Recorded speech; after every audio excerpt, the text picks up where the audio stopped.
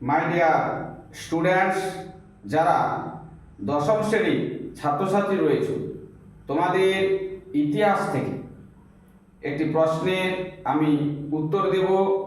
প্রশ্নটি হল, সতীদাহ প্রথা কি?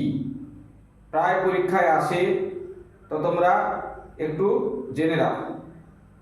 সতীদাহ প্রথা হল 19 শতকের গোড়াতেও আমাদের এই হিন্দু সমাজের মধ্যে একটা বর্বর প্রথা ছিল। সেই প্রথাটি কি না, কোনো হিন্দু নারীর স্বামী যদি মারা যেত তাহলে তার ওই বিধবা স্ত্রীকে ওই চিতাতে তাকে পুড়িয়ে মারা হতো।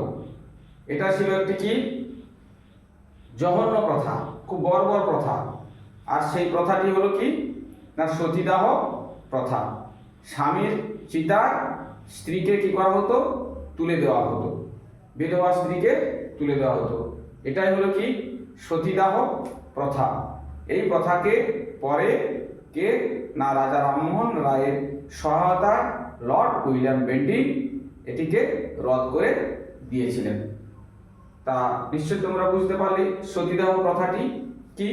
আর যদি তোমাদের বুঝতে কোনো অসুবিধা হয় তাহলে তোমরা কি করবে, কমেন্ট করবে। আর যদি বুঝতে পারো চ্যানেলটা ফলো দিয়ে সাবস্ক্রাইব করে পাশে থাকবে এরকম সুন্দর সুন্দর প্রশ্নের উত্তর পাওয়ার জন্য।